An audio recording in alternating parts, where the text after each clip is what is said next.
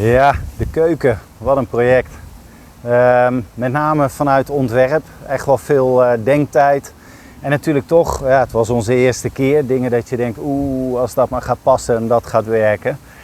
We hebben in die fase foto's gemaakt en wat clipjes en die ga ik straks met jullie delen. Daar praat ik dan doorheen. Zeker niet bedoeld als bouwinstructie. Het is echt ter inspiratie. Misschien zie je dingen dat je denkt, oh ja, dat vroeg ik me af. Of misschien vind je het gewoon heel leuk om naar te kijken. Voordat we daardoor heen gaan, misschien goed om een aantal dingetjes zo even te delen van hoe we het hebben aangepakt op hoofdlijnen en hoe dat nou ging. Een van de dingen was dat we zagen versies waarbij mensen in de bus de keuken bouwen. Maar we zagen ook versies waar men het hele keukenblok eigenlijk gewoon binnen aan het bouwen was. Nou, dat had wel voordelen natuurlijk. Je werkt droog en je kan om het hele blok heen. Grappiger was alleen dat bij ons tegen de tijd dat we dus zijn begonnen met het keukenproject, wij eigenlijk al heel snel met balkjes en dingetjes liepen en passen in de bus. Dat voordat we het wisten we eigenlijk in de bus al aan het bouwen waren. Dus wat we wel hebben gedaan is ontwerpen, schetsen, eigenlijk op 2 niveaus. Eerst gewoon schetsen, hoe zien we dat blok nou voor ons? Dus gewoon de voorkant. Uiteindelijk hadden wij 3 kolommen van 50 centimeter, dus een keukenblok van 1,50 meter breed. En gewoon puur om te passen meten. Hoe hoog, waar zit wat? Waar zit de koelkast? Waar zit je fornuis, de pitten? Waar zit je wasbak? En wat wil je verder nog? En dat schetsen, dat was al best wel wat, dat levert verschillende variaties op. Dat je zegt, het is eigenlijk wel handig als die daar zit. Maar bijvoorbeeld een wasbak, ja, daar heb je onder wel weer een afvoer voor nodig. En dat zijn dan wel dingetjes die je dan meeneemt dat je denkt, gaat dat passen? Maar dat is echt brainstorm aan de keukentafel, papiertje, potlood. Wat verderop in het proces is eigenlijk een soort tip.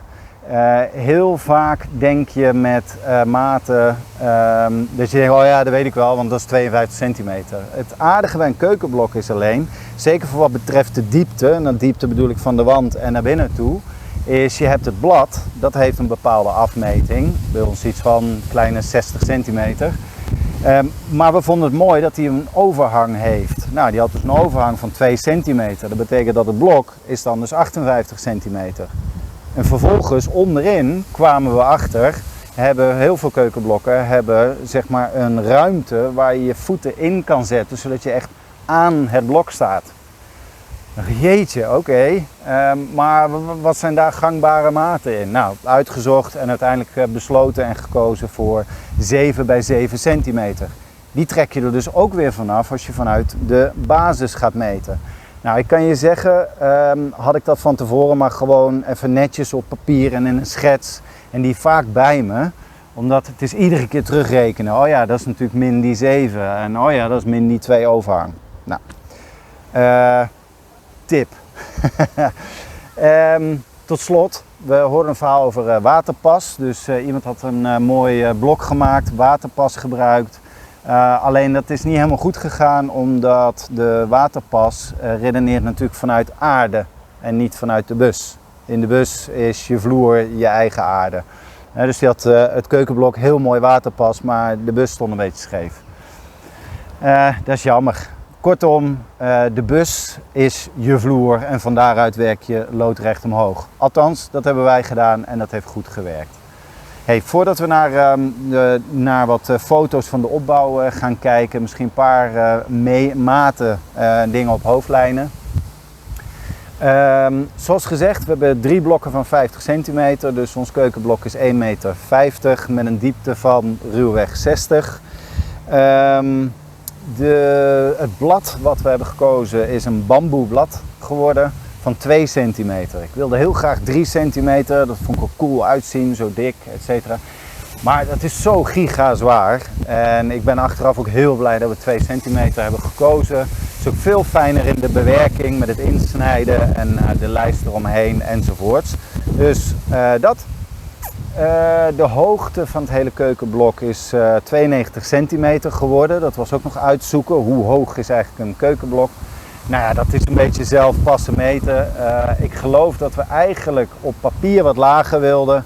Maar ja, wij konden natuurlijk bijstellen tijdens de bouw. En nou, dan ga je daar een centimetertje omhoog, omdat dat daar wel goed uitkomt. Nou, marchandeer daar niet te veel mee, zou ik zeggen, want een te hoog keukenblok is echt niet leuk. De ruimte eronder dus, die 7 bij 7 en tot slot de constructie.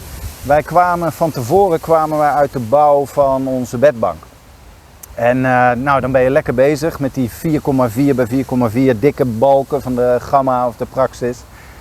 En dat is lekker stevig, dikke schroeven.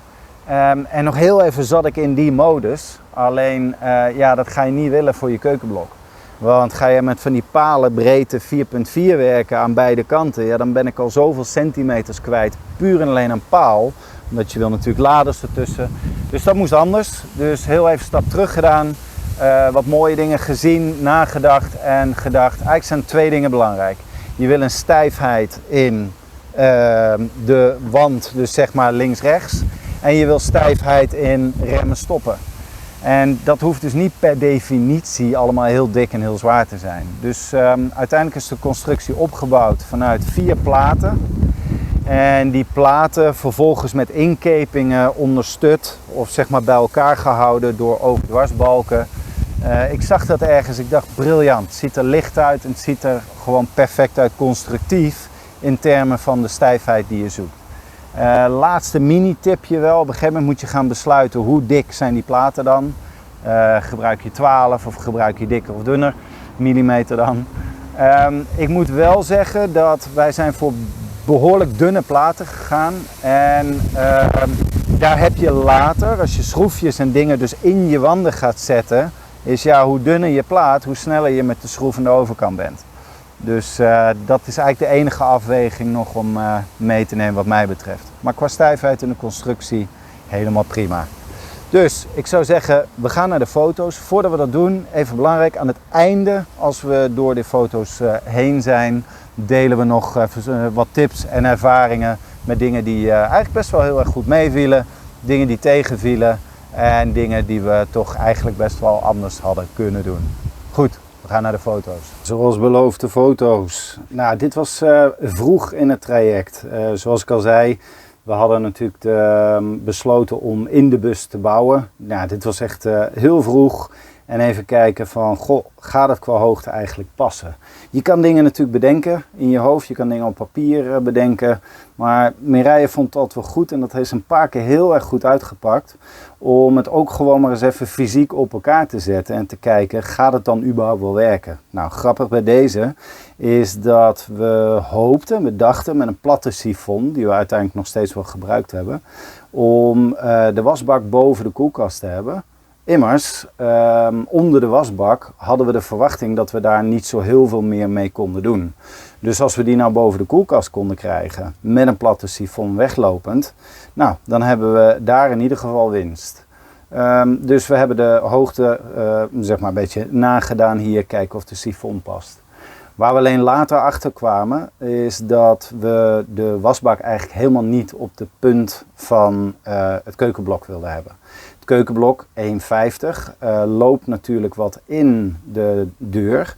Dat was ook heel bewust, is helemaal prima. Dus we hebben gewoon gekeken wat vinden we acceptabele instapruimte. Maar uiteindelijk is het dus niet geworden het wasbak boven de koelkast. Hier zien we de koelkast nog even voor de beeldvorming. En ook wel belangrijk om te realiseren dat dat gedeelte van de koelkast natuurlijk warmte afgeeft. En dat gedeelte dus ook weer de stroom af te leiden. De oven.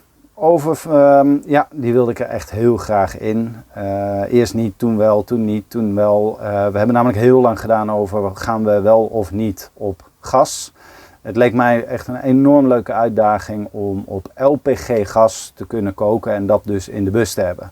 Dus dat je op reis bent en bij zo'n snelwegpomp LPG bijtankt, zodat we niet hoeven na te denken over gasflesjes of gastankjes. Was natuurlijk een beetje spannend, was even goed uitzoeken. Maar vervolgens hadden we dus wel een oven nodig die dat dus ook op gas kan. Nou, dat is dus deze geworden met 3 pits. We hadden hiervoor een andere op het oog. En dat waren puur en alleen de pitjes. Dat gaf ons natuurlijk meer ruimte. Kortom, de oven kwam niet zonder slag of stoot. Omdat hij natuurlijk ook weer veel ruimte vraagt. We hadden ook nog vragen voor onszelf qua hitte en zo meer. Maar goed, het is deze geworden. Ja, en hier kijken we naar de constructie eerste fase. Dus dit is de linkerkant, ik had het al genoemd, 3 kolommen. Werken met platen om stijfheid te creëren. Nou, de stijfheid van de wand naar binnen toe, die is helemaal prima vanuit de plaat. Maar overdwars is natuurlijk nog een waaibomen zwabber constructie. De hoekprofielen, ja, was makkelijk om het zo te zeggen. Je zou natuurlijk naar nog mooiere constructies kunnen. Maar nogmaals, de platen waren echt wel dun. Verder zie je 4 gaatjes daar in de plaat daaronder. Dat is voor de voetjes van de koelkast. Zodat ik hem in ieder geval daar qua schuiven, heen en weer schuiven, wat opsluit. Spannend vonden we het wel. Hoe vast komt je koelkast eigenlijk te zitten? Want ja, hoe bevestig je die? We hebben allerlei filmpjes bekeken, nagedacht. En ja, de koelkast zelf heeft niet echt lussen of dingen waar je aan kan vasthaken. Dus we moesten het wel echt van de constructie hebben en hem daar zo goed mogelijk in opsluiten. Dan zie je rechts daar in het middenstuk zie je de waterboiler. Die hadden we al geplaatst, dus het was belangrijk dat we daar ook omheen werken. En natuurlijk dus ook een deel van de ruimte daaraan sowieso kwijt zijn. Je ziet dat van daaruit dus ook veel waterleidingen lopen, naar achter, naar de pomp en dergelijke. Dus ik heb een klein kastje er omheen gebouwd, omdat dat nou echt niet nodig is om daar nog proberen ruimte te creëren. Alleen wel wilde ik de stelknop beschikbaar hebben. Dus die plankjes zijn puur en alleen voor afscherming van alles wat dan nog komen gaat. Nou, hier nog een versie. Je ziet dus daaronder op de vloer zie je die 7 centimeter balk. Althans 7 centimeter ruimte aan de onderkant. Dus de balk is iets meer. En diezelfde opstaande rand staat daaronder. Dus het is een soort hoekprofiel van hout. En dat loopt tot de koelkast. Dan loopt hij wel onderdoor, maar voor de koelkast heb ik wel gekozen om een plaat eronder te zetten. En niet alleen de balkjes met ruimte. Dat was nog heel even wel een idee. Of kijken of we de ruimte onder de koelkast zelfs kunnen gebruiken voor een leuk schuiflaadje of een kluisje of iets. Dat had in principe wel gekund, maar dat vonden we zo vertragen en daar hebben we dus niet voor gekozen. Nou, hier zien we hem nog een keer, maar nu met de overdwarsbalken. Dus dit gaf al heel erg veel stijfheid in de richting van remmen, optrekken. Wat ik heb gedaan is, ik heb de sleuven gefreesd in de platen. En als we bijvoorbeeld naar het linksboven balkje kijken, linksboven de 2 platen, dan zie je dat het balkje zelf ook een sleufje heeft. Dus hij ligt als het ware in en op de platen erboven. Datzelfde heb ik gedaan voor de langere plank achter. En daar in het middenhoogte dezelfde planken. Dus ze liggen in elkaar een beetje als een soort van constructie, IKEA-constructie. Waarin ze de boel in ieder geval op de plaats houden. Omdat ik wist dat natuurlijk later met het blad erop en alle bevestigingen die nog komen. En nog wat overdwars de constructie alleen maar stijver en stijver wordt. Dus hier zien we het vanaf de bovenkant. En dan geleidelijk aan begint het te vormen. Dus even testen. De oven erop. Is het stevig genoeg? De koelkast hadden we al even geprobeerd. En je ziet ook dus de aansluiting naar de bedbank achter. Of bedbank, de U-bank.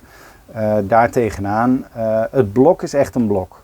Dus dat hebben we losgebouwd en daarna uiteindelijk bevestigd. Hieronder zie je nog even dat plankje. Je ziet de oven al geïnstalleerd. Hier nog een view met weer de plankjes daarboven die echt wonderbaarlijk veel stijfheid gaven.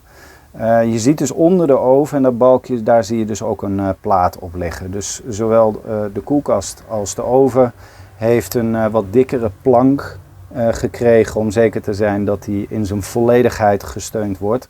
En niet alleen op die balkjes die dan vervolgens weer eventueel zouden willen doorbuigen. Nou, en dan begint het langzaam aan wat vorm te krijgen.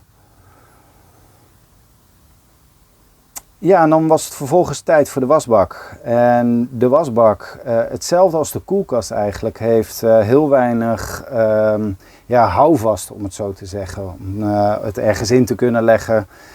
Dus dat moest geconstrueerd worden. En na lang denken en inmiddels handig geworden in frezen, dacht ik, weet je wat, ik maak een schilderijlijst. En in die schilderijlijst zorg ik dat er een frees zit waar dan vervolgens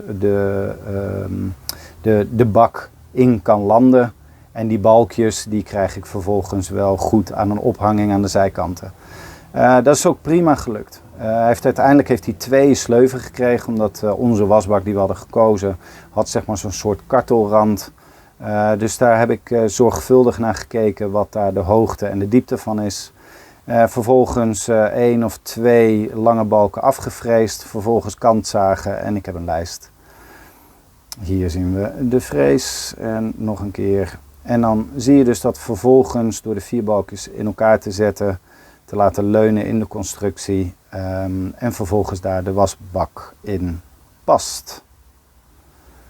Nou, dan krijg je het al nog meer vorm, dan werd het leuk. Dan kon je wat dingen gaan aansluiten. Niet echt natuurlijk nog met water, maar in ieder geval de kraan erin. Dat was tuurlijk, de kraan. Dus dan moet nog even een gat waar die in past. En vervolgens toch ook wel stevig genoeg. En dan begint het alweer nog meer vorm te krijgen. Hier nog even het gat daarachter. Je ziet hem tegen de wand aan, alsof die aangesloten is. Maar nogmaals, het hele blok was al die tijd gewoon vrij om mee te werken. Dus die is behoorlijk wat keren voor en naar achter geschoven. Dus verhuisdozen, karton onder je blok is soms helemaal niet onhandig als je weet dat er een dag is waarin je flink naar voren en naar achter gaat schuiven.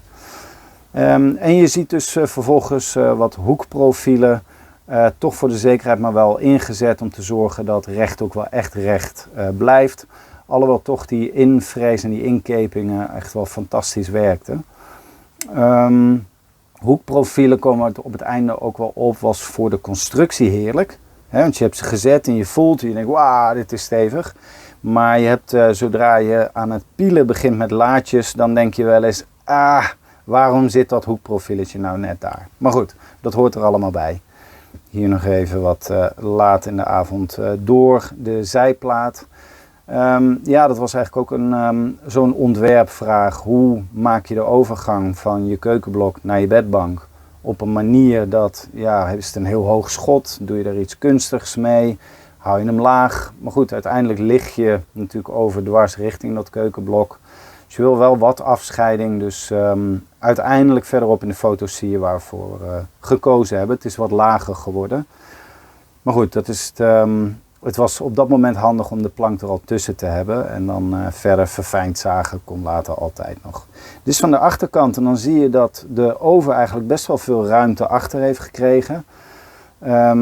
Dat wist je natuurlijk, als je vanuit de maten kijkt. Maar soms als je iets construeert en het staat er, dat je denkt, nou, dat is eigenlijk meer ruimte dan ik dacht op papier. Dat was fijn, omdat daar komen natuurlijk nog de gasaansluiting komt daarachter. Dat gaf mij ruimte om de bedrading van de koelkast door te lussen.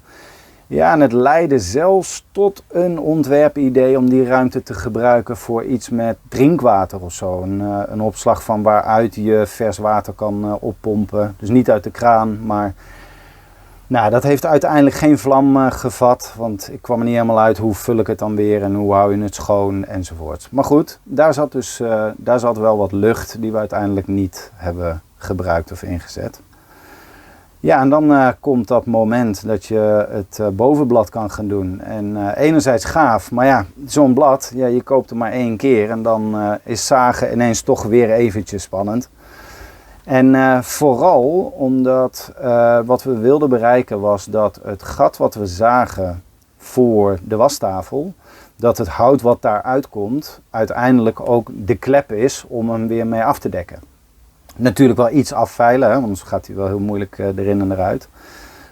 Maar ja, dan heb je dus de plaat in je hand en vervolgens heb je dus je keukenblok. Maar hoe ga ik er nu achter komen waar precies dat gat dan zit ten opzichte van die wastafel of die wasbak?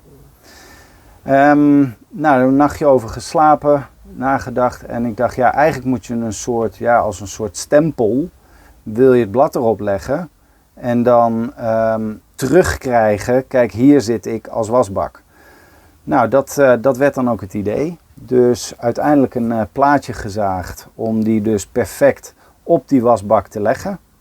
En vervolgens dus met niet al te plakkerige plakkertjes. Dus dit zijn van die, ja, zeg maar van die gummetjes waarmee je post-its op de muur plakt. Die op de wasbak gelegd. En vervolgens het blad erop leggen. Waar aan de achterkant wat steviger kauwgompjes zitten. Zodat wanneer ik hem optrek, ik het plaatje meetrek. En dus zeker weet dat dat plaatje precies op de plek zit als waar die lag toen ik het blad rechterop legde. Het werkte perfect. Dus nou, daarna was het omtrekken met potlood en uitzagen. Nou, hier nog even de definitief bevestigen en aansluitingen van warm water, koud water. En dan, ja, dan krijgt het echt wel heel serieus vorm. Je ziet dat het blad er dus al op zit. Hier nog een foto. Je ziet daar de pijp liggen. Dus we hebben een hele platte sifon onder de wasbak. Die loopt naar achteren. En aan die achterkant, het blok is nog steeds los, hè, dus ik kon er gewoon mee schuiven. Aan de achterkant heb ik dus een pijp die vervolgens naar beneden begint te lopen. Met nog een flexibel stuk pijp die dan zijn weg vindt naar de gaten die meer bij de boiler waar we naar buiten gaan. Dus we zijn eigenlijk zoveel mogelijk op één punt naar buiten gegaan. Dus, maar ja, daar moet je wel naartoe. En het liefst van boven naar beneden in een goede val zonder dat het te veel loshangt met rijden. Dus daar is dit de oplossing voor geworden. En dan wordt het echt wel een serieuze, fijne wasbak. Op de foto zie je het niet zo goed, maar het is echt een hele diepe wasbak. Zalig. Omdat ook als je even snel een kop koffie of iets doet, of je hebt wat bordjes, je zet ze erin. De plaat die net was uitgezaagd, die komt erop. Dus je kan soms ook kiezen om je vaat heel even in de bak te laten staan. Heerlijk. Ja, en dan hierbij nog wat foto's. Je ziet boven nog steeds de bedrading. En nou, dan een buitenplankje met twee hele eenvoudige, maar prima werkende scharniertjes om een koffietafeltje naar buiten te zetten. Wij wilden eigenlijk ook, en dat zie je wel op veel clipjes, ook nog een wat groter blad aan zeg maar hier de kopse kant waar je nu op kijkt. Daar hebben we uiteindelijk toch vanaf gezien. Dat blad zou je dan dus opklappen. Dan kan je niet naar binnen en naar buiten, maar dan heb je nog meer keukenblad. Uiteindelijk hebben we daar toch niet voor gekozen. En dat hield ook de zijkant een stuk rustiger. En dit koffietafeltje is gewoon zalig. Ja, en dan is daar ineens het gasmoment. Dus wederom heel erg fijn dat keukenblok al die tijd gewoon een losse unit is geweest. Je ziet, ik heb er een achterplaat al opgezet. Waarbij ik ruimte laat voor de ventilatie van de koelkast. En dan gaat het gas wordt aangesloten. Cool, hè? Gastest. Ik zat te denken, waarom doet hij het in het begin niet, maar hij is natuurlijk eerst de lucht er wat uitpersen. Dan houdt hij niet branden in het begin. Nou, dan is dit een snapshot van ja, het kookstel. En daar zie je ook het blad in liggen. Gat uitgezaagd, anders wordt het wel heel moeilijk om eruit te peuteren. En nou, die werkt aan twee kanten. Dus de andere kant die heeft een inkeping als een soort broodplank, borrelplank. Ja, dan naar de laadjes. Ik heb niet heel veel foto's van de constructie van laadjes. Dus dit is al wat verderop. Waarbij we dus de laadjes stofferen met wat rubbermatten. Heel makkelijk te verkrijgen, inknippen. Nou ja, en hier heb je dus ook meteen beeld bij de laadjes en ja, de knopjes of zeg maar de leertjes waar we voor gekozen hebben. Twee laadjes aan de linkerkant. En ja, dan zie je dat het geheel allemaal best heel netjes begint te worden. En je ziet daar rechts in de la zie je GTV. En dat is uiteindelijk wat we besloten hebben te kopen. Dus dat was zeg maar echt een zelfbouw laderconstructies. We hebben eerst heel erg lang gekeken naar, kopen we dat systeem helemaal in met laden en alles. Maar we hadden zo specifiek afmeting dat we bang waren dat we eigenlijk om veel te veel maatwerk zouden vragen, wat het ook veel te duur maakte.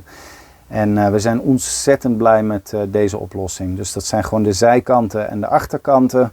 En daaronder bouw je zelf de plaat, je front bouw je zelf, maar de geleiding zit erin met softclose en het werkt werkelijk fantastisch. Tot slot, om het allemaal nog net wat meer een keukenkarakter te geven, opplaktegeltjes rondom de 2 stopcontacten. Ik had achter de wand, wist ik eigenlijk al wel dat we zeker op dat punt, je komt binnen, je wil soms even stroom aansluiten of een lader of wat dan ook. Dus dat is lekker om die daar te hebben. Ik vond het eerst heel even dat ik dacht, is dat onhandig, zo dicht bij water en dicht bij vuur. Maar nou, dat zit er allemaal prima op afstand in. By the way, die stopcontactjes zie je hebben ook boven een USB'tje en een USB-C. Heel erg prettig. Ik merk dat ik eigenlijk vaker de USB snellader pak dan de hele stekker erin. Maar dat daar gelaten. Zeg maar afwerking met de tegeltjes aan die kant. En je ziet rechts een opstaand plankje komen waarbij we toch een soort afscheiding hebben tussen het keukenblok en achter. En dat concludeert de foto's. Ja, en dan tot slot nog een paar dingetjes. Waar zijn we blij mee? Wat viel mee? Wat viel tegen? En wat als we het van tevoren wisten? We zijn heel erg blij met de laadjes die we hebben. Het zijn er uiteindelijk 5 geworden. Van kleintjes, heel praktisch, tot een grote, diepe. Tot aan andere laadjes voor toiletspullen. Een heel grappig kastje, waarbij we toch nog de ruimte van rondom de wasbak weten te gebruiken. En 2 kasten hieronder, die tot aan de vloer. Perfect. En nou ja, daar hebben we gewoon ontzettend veel lol van. En door de zelfbouw hebben we ook echt gewoon maximaal de ruimte kunnen inzetten. Daar zijn we blij mee. De plank van de gootsteen, heerlijk. Plank eraf met een diepe wasbak. De plank die of hier nu als extra tafel dient of als borrelplank. Met een krachtige boiler, daar zijn we erg blij mee. Met dus goed heet water. Als we gereden hebben krijgen we dus 90 graden motorwater. Krijgen we door de boiler heen, wat echt gewoon ontzettend snel opwarmt. En dan dus met de elektriciteit op temperatuur te houden. Dus krachtige kraan, verschillende standen. Heerlijk, uitrekbaar. Al die fijne dingen om even snel een afwas te doen. Ook super fijn om de plank daarna er weer op te leggen en even wat dingen daar te laten.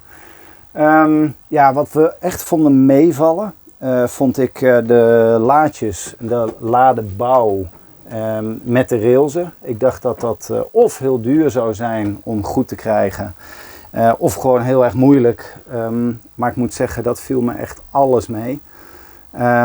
De koelkast en de ovenopsluiting viel me ook ongelooflijk mee. Het zit hartstikke stevig. Met name vanuit de constructie waar het op leunt. En hier en daar een hoekprofiel voor de zekerheid. En het doet wat het moet doen. Grappig genoeg, de laders die zo fijn zijn. Wat ik tegen vond vallen was de frontjes goed krijgen. En dat die ook echt gewoon mooi recht. Allemaal dezelfde lengte, et cetera. Ik had nog een tegenvaller dat de bovenste la toch echt wel zijn rails nodig heeft om open te gaan ten opzichte van de tweede. Ja, dat zijn van die dingetjes, dat valt dan even tegen. Verder, als we iets van tevoren wisten, ja, toch wel een belangrijke. Van tevoren had ik er rekening mee gehouden om aan de wand dus grip te hebben, zodat je het keukenblok eigenlijk ook nog daaraan kan spannen of vast kan zetten.